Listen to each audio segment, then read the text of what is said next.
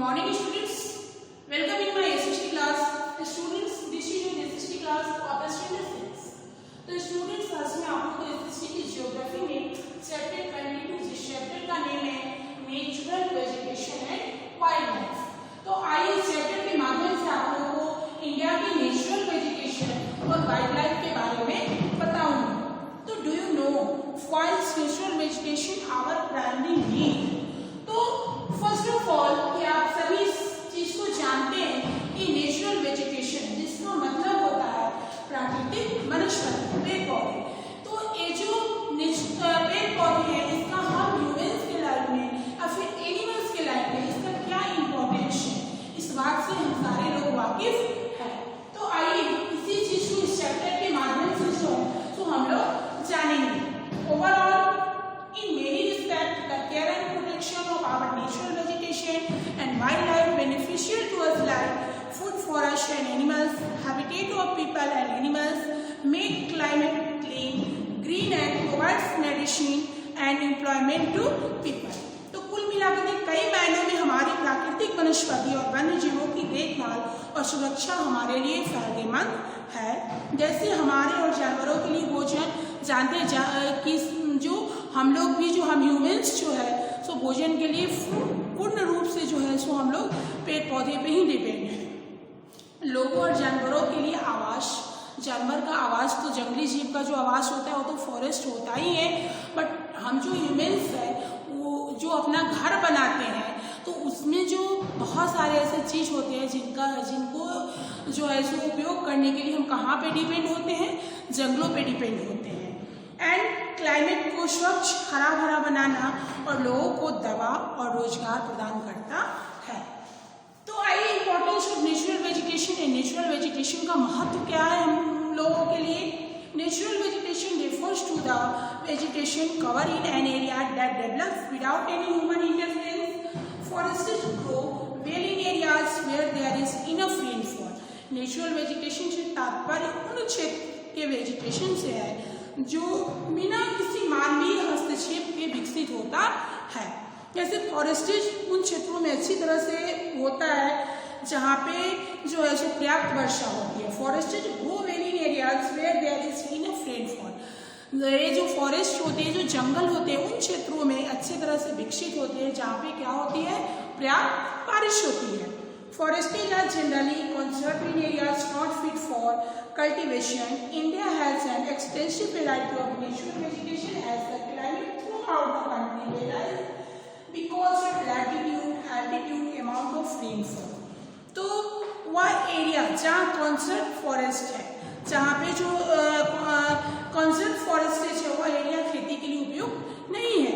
और भारत में natural vegetation की एक विस्तृत विविधता है क्योंकि देश भर में जो क्लाइमेट जो चेंज होता है इसका जो मुख्य कारण जो है सो latitude, altitude and amount of rainfall के कारण बदलती रहती है। जो आप लोग को इससे पहले के चैप्टर में मैं बताई हूँ कि क्लाइमेट जो है सो इसी कारण से बदलती रहती है। एंड सेकेंड है आपका tropical rain forests. Tropical rain forests are found in places that are warm and very big rainfall over 250 centimetre annually. तो एक ट्रॉपिकल रेन फॉरेस्टेज उन स्थानों पर पाए जाते हैं जहाँ सालाना 250 सेंटीमीटर से अधिक वर्षा होती है। And the trees remain green all the year round in this forests undergrowth is thick which makes it difficult to travel across such forests in India are found in 3 main regions।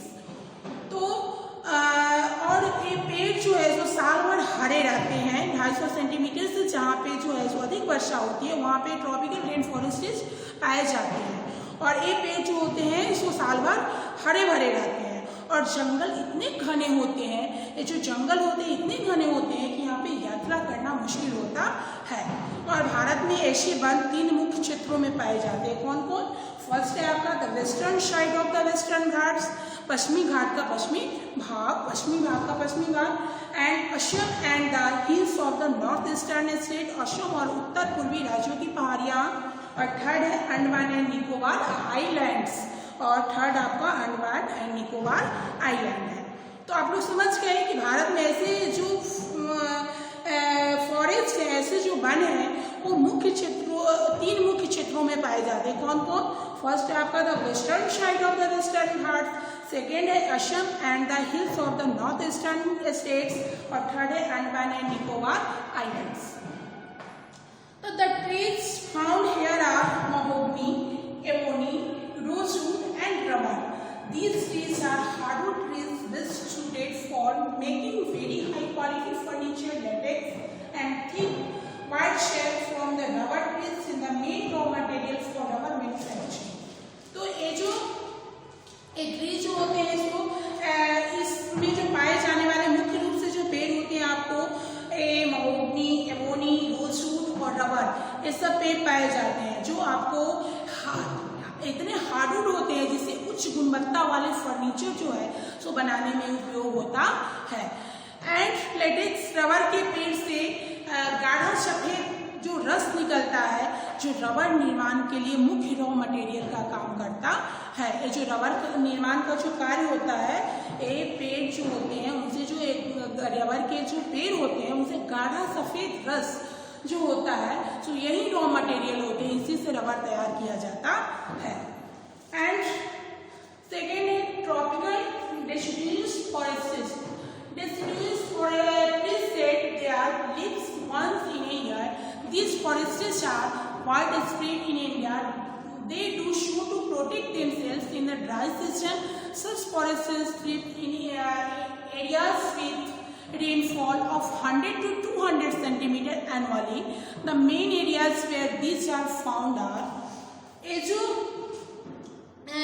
deciduous trees जो होते हैं साल में एक बार अपने पत्ते गिराते हैं, और ये जंगल भारत में व्यापक रूप से फैले हुए हैं। ये जो जंगल है ये इंडिया में व्यापक रूप से फैले हुए हैं।